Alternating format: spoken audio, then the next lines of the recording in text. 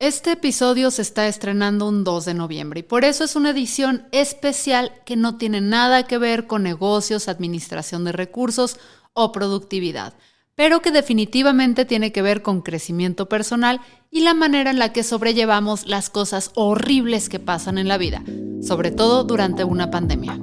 Bienvenidos a Ya es lunes, el podcast de Neobox para empezar la semana en modo chumbala cachumbala cachumbala. Yo soy Fernanda Dudet y agárrense porque hoy hablaremos sobre la muerte. Casi nunca pensamos en la muerte.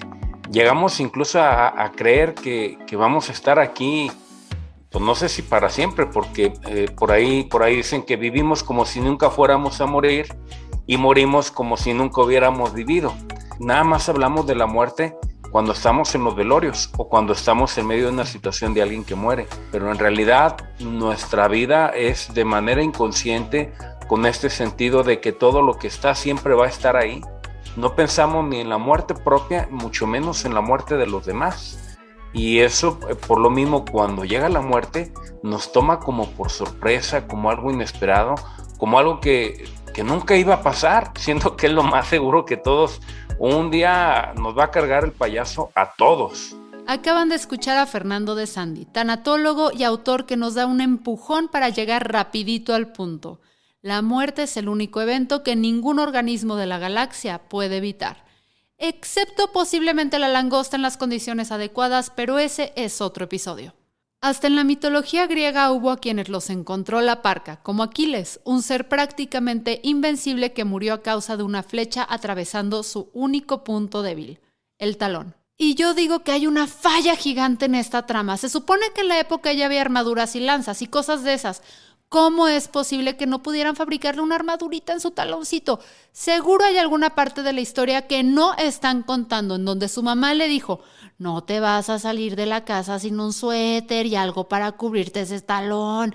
Pero no, el señorito tenía que ir a la batalla en sandalias. La muerte es la única certeza que tenemos y sin duda es de las cosas que provocan más incertidumbre, dudas y para muchos incluso miedo. Sobre ello nos habla Damián Carmona, sociólogo por la Universidad de Guadalajara y comediante de stand-up. La forma en la que vemos la muerte se divide en tres partes: lo que está socialmente instituido, que son estas imágenes, estas representaciones con las cuales crecemos, es el lado de la reflexión personal o de lo empírico, y el hecho material, que en este caso es la muerte. Lo que pensamos o lo que reflexionamos no está desligado de estas dos variables, porque la muerte sigue existiendo como un hecho material, y lo que socialmente, las imágenes sociales y símbolos que tenemos sobre la muerte nos permean y obviamente tienen un impacto en cómo generamos esta reflexión. Hay una canción de Jorge Drexler que dice que nadie nace sabiendo que morir también es ley de vida, ¿no? Entonces, ¿por qué pensamos o por qué nos abocamos tanto a reflexionar sobre la muerte? Quizás tenga que ver justamente con una necesidad de explicar siempre las cosas, ¿no? Y la muerte, al ser este acontecimiento que tenemos la certeza de que existe o es lo único certero en la vida, no tenemos certeza de cuándo va a ser, cómo va a ser, ni siquiera qué va a pasar biológicamente después de que muramos, ¿no? O sea, los procesos incluso varían. Ahora pensar qué hay después de la vida al morir es muy complejo, ¿no? Entonces por eso se han creado ritos a través de la historia y que no son ritos propiamente viejos, ¿no? Por ejemplo, claramente el cristianismo trae consigo una reflexión sobre la vida y con ello una reflexión sobre la muerte, ¿no? Nuestros antepasados, las culturas prehispánicas, pues no tenían ni siquiera un sentido fuerte sobre la vida, o no le tomaban tanta importancia sobre la vida y por ende no a la muerte. Cuando nos empezamos a tomar históricamente la vida tan en serio y al hombre como un centro de la vida misma, es cuando empezamos a tener un peso sobre la muerte, y es ahí donde salen como las grandes preguntas. A mí, por ejemplo, el catolicismo me parece muy fuerte, ¿no? Porque es cada domingo ir a un evento en el cual ves a quien dices es tu Dios de la manera en la que murió, ¿no? O sea, colgado en una cruz. Y eso quizás choca un poco si lo vemos así de crudo, porque cuando tú vas a un velorio, pues no ves a la persona como murió, ¿no? Sino tratas de verla en la mejor forma y demás. Entonces creo que hay un sufrir eterno que el cristianismo le pone a los sujetos, ¿no? Incluso hace negar que exista la muerte, ¿no? Por eso, porque Dios venció la muerte, es que no hay muerte si no hay algo más, ¿no? Según se explica en un artículo de Gala León del 2002, la muerte se ha convertido en un factor de miedo y prácticamente en un tabú gracias a los hospitales. Suena raro, ¿no? Pero tiene sentido. Desde las culturas ancestrales la muerte fue vista como algo natural. La gente sabía que moriría por la edad o por alguna enfermedad, pero cuando llegaba la recta final, la gente moría en sus casas, rodeados de los suyos. Incluso llegaron a existir manuales para el buen morir, que indicaban que aquellas personas que iban a fallecer debían saberlo lo antes posible para tener tiempo de arreglar sus asuntos familiares y económicos. Ya saben, lo básico: confesar hijos fuera del matrimonio, pedir dinero prestado sabiendo que no lo vas a poder pagar y una gran lista de etcéteras. A partir de la década de 1930, con el desarrollo de avances médicos que alargan la esperanza de vida y la aparición de hospitales en la forma más cercana a como los conocemos, se nos empezó a crear la ilusión de que podemos esquivar a la muerte. Sin embargo, no todas las percepciones sobre la muerte son fatalistas. El budismo, por ejemplo, tiene una percepción de la muerte que separa el cuerpo de la mente como cosas completamente distintas, y mientras el cuerpo muere, la mente tiene un ciclo interminable hacia otras vidas. Así nos explicó Gen Lobon. Por cierto, Gen quiere decir maestro budista Kadampa. Por un lado podemos entender la muerte y el proceso de morir, y por otro lado le damos un énfasis particular a meditar y contemplar sobre nuestra propia muerte para darle sentido a nuestra vida. ¿Ok? Entonces, estos dos aspectos en principio sobre la muerte. El primero, mirar la vida a la luz de la muerte, ¿no? Es como entender y enfatizar: es definitivo que me voy a morir. Es definitivo que el momento de mi muerte es incierta. Y es definitivo que el momento de mi muerte cada vez está más cerca. A veces usamos el sonido del tic-tac de un reloj como para recordar: es un momento cada vez más cercano de mi muerte. Cada tac, tac, estoy más cerca de mi muerte. Y el punto de esa reflexión o de esa observación son varios. Uno es: ok, puesto que voy a morir, y probablemente no puedo negar que no vaya a ser hoy, ¿no? Puesto que voy a morir, podremos decir pronto, quizá, ojalá no. Una pregunta muy importante que nace de ahí es: pues, ¿qué estoy haciendo con mi vida? ¿Qué es lo que realmente puede dar sentido a mi vida a la luz de la muerte, sabiendo que cuando llegue la muerte habré dejado todo? Todo aquello para lo que he luchado, todo aquello por lo que me he esforzado, todo lo que he podido acumular, que es desde posesiones materiales a posesiones inmateriales, tu carrera, tu reputación, tus amistades, todo. Entonces, ¿cuál es el punto de la vida si voy a enfrentar la muerte? Utilicemos la vida de una manera significativa, probablemente que trascienda a la muerte, ¿no? Y esto lo unimos con este otro aspecto que te digo sobre la muerte, que es el proceso de morir y la muerte en sí. Entonces, ¿qué pensamos o qué entendemos los budistas? Hacemos una distinción muy clara entre nuestro cuerpo, que viene de nuestros padres, de parte del cuerpo de nuestros padres, y hacemos otra distinción entre lo que le llamamos mente. Los budistas no nos referimos al cerebro ni a sus procesos por la mente. Es como decir el alma, más o menos, como este aspecto inmaterial que conoce, que percibe, que siente, que anhela, que desea, pero que no es el cuerpo. O sea, al ver un cadáver, probablemente todos hemos visto un cadáver de persona, o sea, de pollito, ¿no? Pero, ¿sabes? Allí está vacío, ahí no hay sensación, ahí no hay experiencia, ahí no hay recuerdos, ahí no hay intención. ¿Por qué? Porque no hay lo que nosotros le llamamos mente, que podría ser alma o espíritu. ¿No?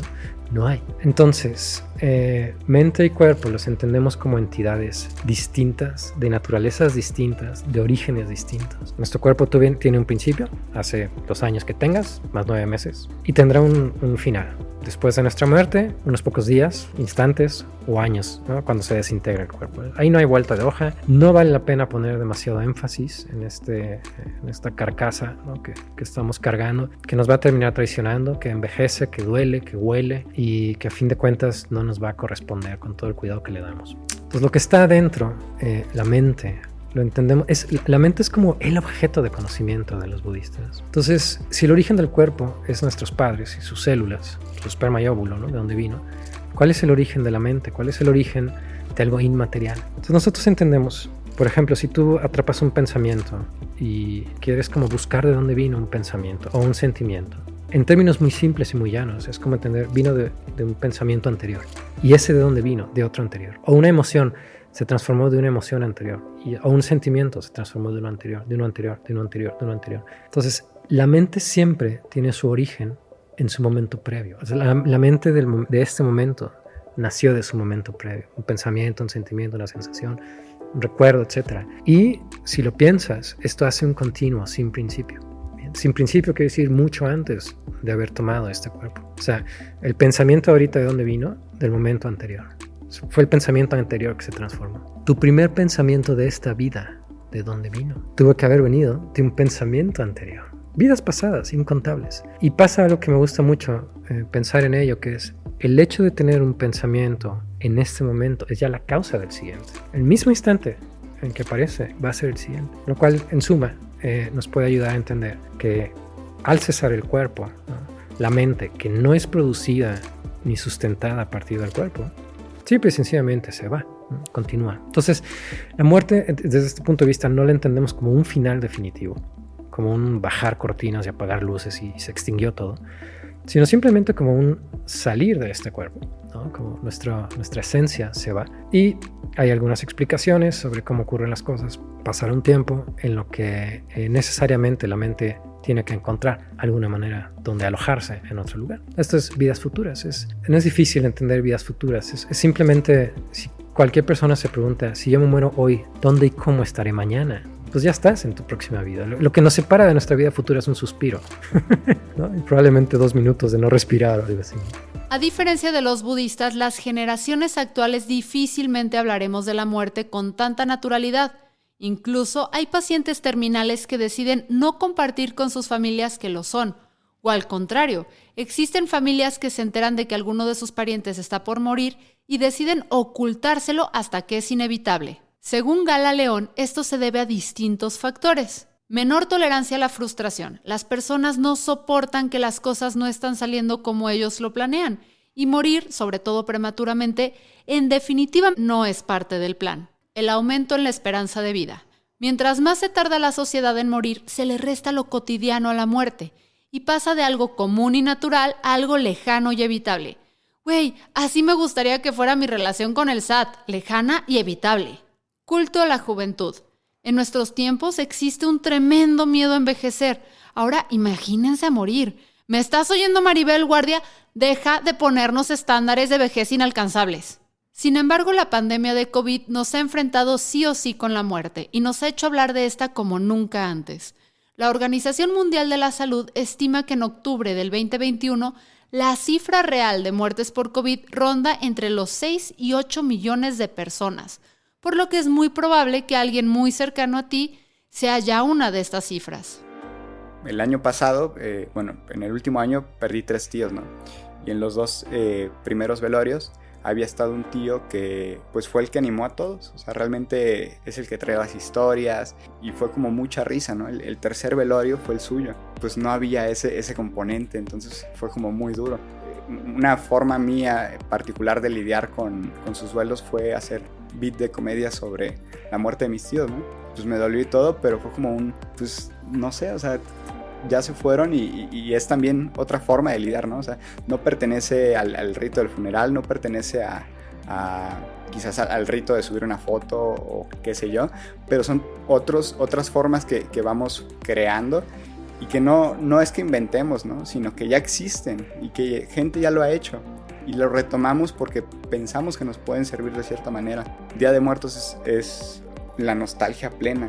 O sea, es una festividad que es muy pintoresca, sobre todo por los colores quizás, pero lo que hacemos alrededor del Día de Muertos pues suena como un flagelo interminable, ¿no? O sea, ¿por qué tengo que recordar que se murió año tras año, tras año, tras año? Pero lo hacemos con mucho cariño, ¿no? El armar el altar, el pensar, el recordarles. A fin de cuentas, vivimos la muerte de 2 maneras distintas. Cuando la persona tiene una memoria en nosotros y cuando no la tiene. O sea, cuando son muertes quizás públicas que conocemos en noticias y demás, pues puede que sintamos un chale, ¿no? Pero no es un decir, güey, fuiste parte de la historia de mi vida, ¿no? Y cuando pasa eso con un familiar, con un amigo, con una persona cercana, sí se alcanza a percibir eso. Se alcanza justamente a percibir la nostalgia de que alguien que tuvo una memoria de nuestra vida se fue con ello, ¿no? Y el altar quizás es un poco recordar eso. Y que también tiene sus particularidades, pues. O sea, no solamente es hablar de Día de Muertos en México, sino es voltear a ver lo que se hace en distintas partes de México, ¿no? Los más famosos son los altares de Pátzcuaro, pero la forma en la que celebran en la península de Yucatán es muy distinta. Y en Yucatán quizás haya familias que no celebran de la misma manera, ¿no? O sea, esas particularidades son las que hacen rica una celebración tan folclórica como lo es el Día de Muertos. La comedia creo que es la forma de catarsis al menos más hermosa que he experimentado yo, ¿no? Me ha ayudado a distintos duelos, no solamente familiares o de la pérdida de la muerte, pues, ¿no? Sino pérdida quizás de lo material, pérdida de un amor, pérdida de etc., ¿no? Entonces creo que ese es el principal componente de la comedia en la muerte. Lo vemos representado, como decía, en chistes que quizás suceden en los velorios o en una necesidad de escuchar la risa en un momento con tanta tensión, ¿no? Liberar la tensión a través de la risa, justamente. Damián toca una cuestión muy importante sobre la muerte. ¿Cómo lidiamos con ella los que nos quedamos? A este proceso de manejar la información y las emociones que te deja la pérdida de alguien y lograr seguir con la vida se le llama duelo. Las personas en duelo tienen que ser muy conscientes de qué es lo que perdieron con lo que perdieron. Es decir, sí, perdí un trabajo, perdí un padre, perdí un hermano, perdí un hijo. Sí, pero ¿qué representaba ese padre, ese hermano, ese trabajo, ese hijo para ti?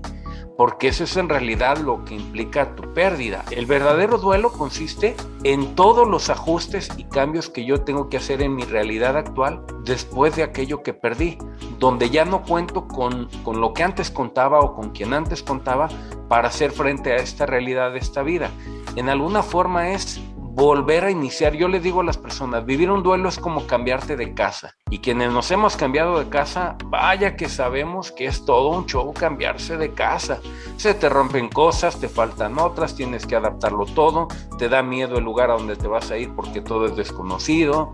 Pero una vez que te instalas y comienzas a disfrutar de tu nuevo hogar, empieza un nuevo estilo de vida, una nueva forma de vida para ti, en la cual, si bien nada es igual que antes, aun cuando sea distinto me funciona y me ayuda a seguir adelante con mi vida, ¿no? De eso se trata el duelo, en mudarme de vida, de donde estaba alguien o algo antes a un lugar en el que ya no está, pero sigo estando yo.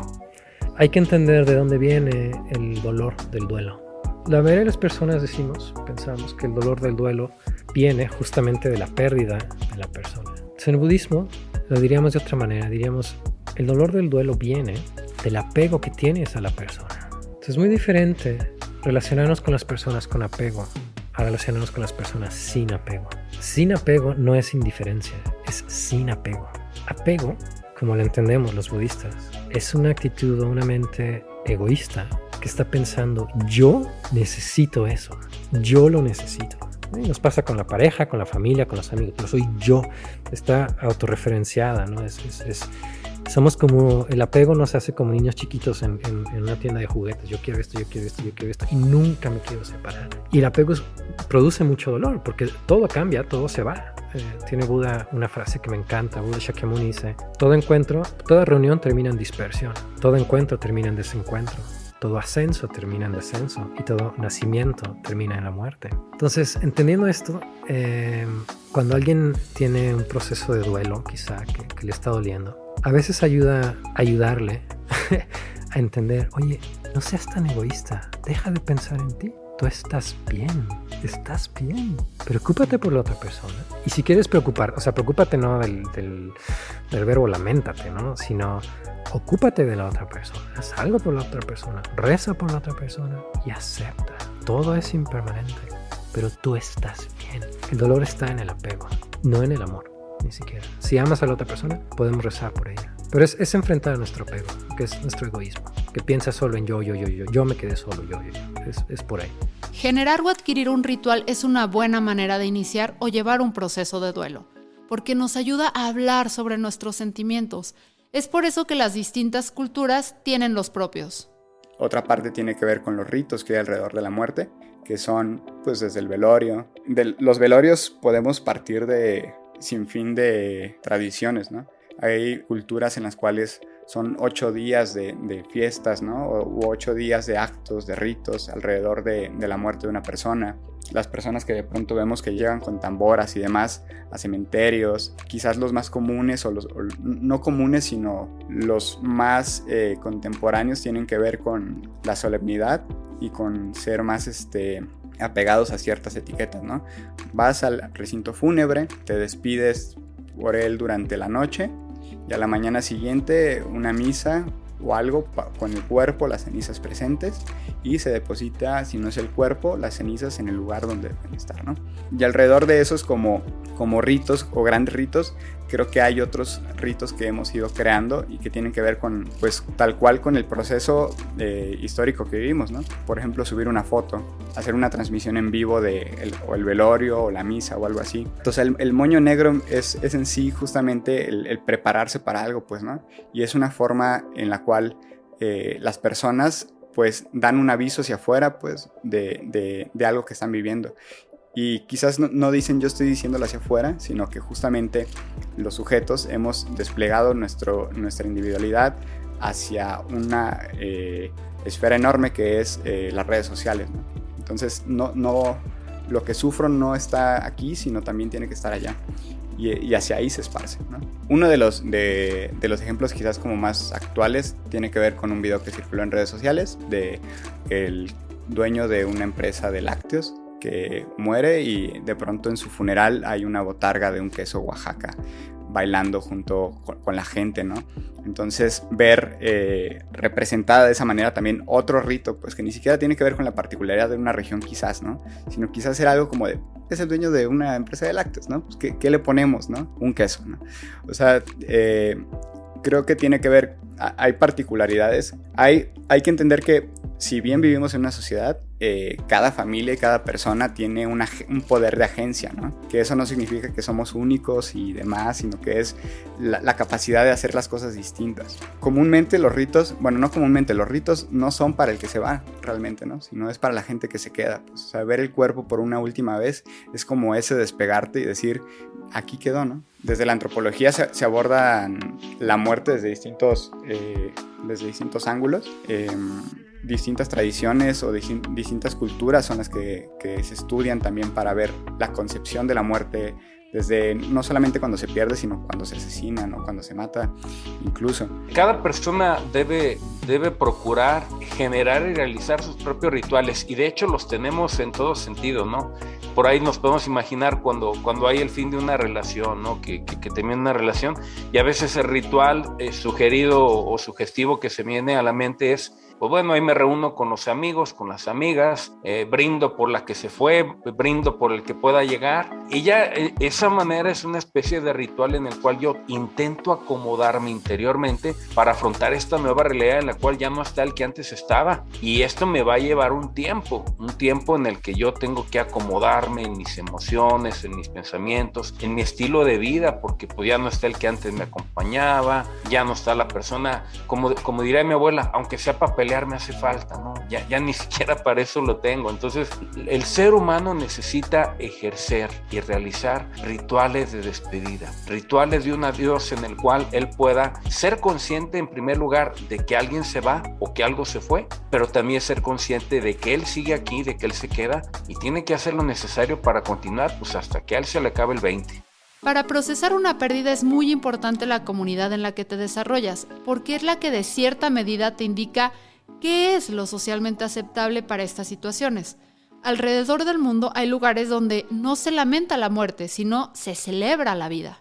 En Ghana, cuando alguien muere se organiza una fiesta en la que se puede gastar más dinero que en una boda. Se anuncian los funerales en vallas publicitarias y asisten cientos de personas. Además, los difuntos son enterrados en ataúdes con figuras que representan tus gustos o tu personalidad. Por ejemplo, un avión si fueras piloto o una guitarra si fueras músico. Bajo esa lógica, creo que mi ataúd sería en forma de vaso de sopa instantánea. En Indonesia, para la religión Tanah Toraja, la muerte no es una desgracia. La gente se prepara para el momento. Ellos momifican a los muertos y conviven con ellos meses en el hogar, mientras la familia ahorra para la fiesta del funeral. En Nueva Orleans se dan los famosos jazz funerals, que son una combinación de rituales africanos y marchas militares francesas. Se organiza una marcha con una banda que todo el mundo sigue por las calles. Al final del recorrido, la gente suele quedar contenta celebrando la vida.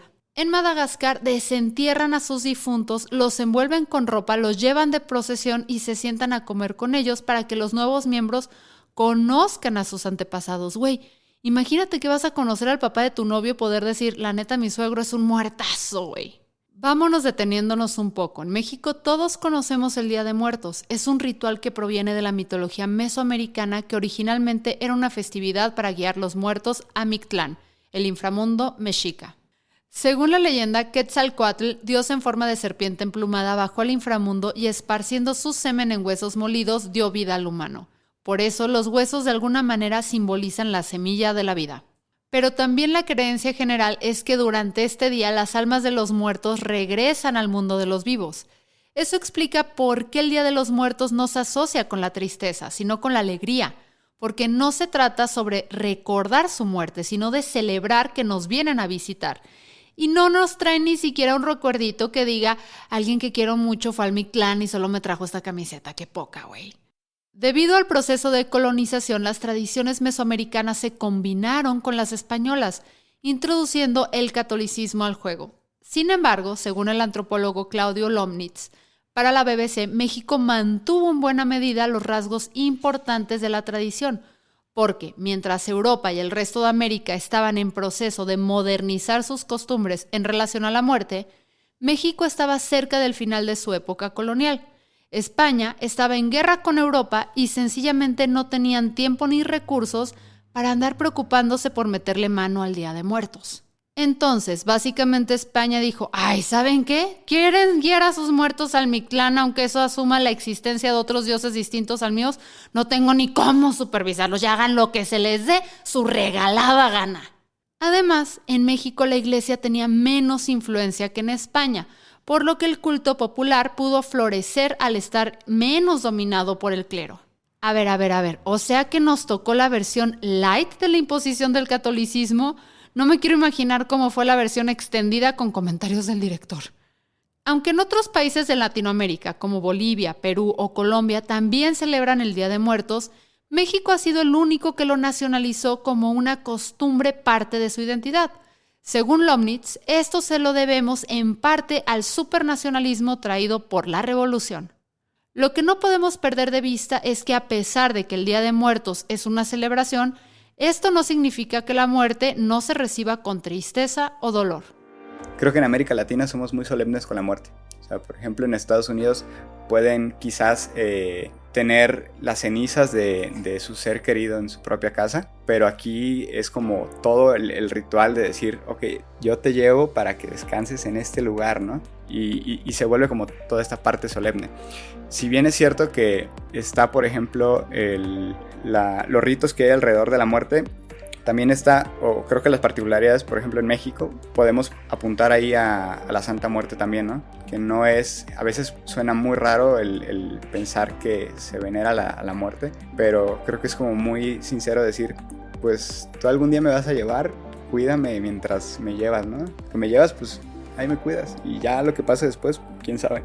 Creo que el humor también es una forma de llevar la muerte, no sé si sea propiamente cultural o qué sé yo, pero tiene que ver desde los famosos chistes de velorio, ¿no? Y a veces ni siquiera son chistes, sino hay una necesidad, o más bien vemos justamente cómo en el mismo velorio se generan dinámicas como ya preestablecidas muy raras, ¿no? Las mujeres son quienes llevan los rezos y quienes organizan el rosario, por así decirlo. Los hombres comúnmente no participan, o si participan son muy pocos, y la mayoría están fuera, ¿no? Y están platicando, y están haciendo chistes, están fumando, o sea, y realmente lo que tratan de hacer ahí es, creo que hay una incomodidad del hombre por sentirse triste y apagado, y generan un ambiente de risa, ¿no?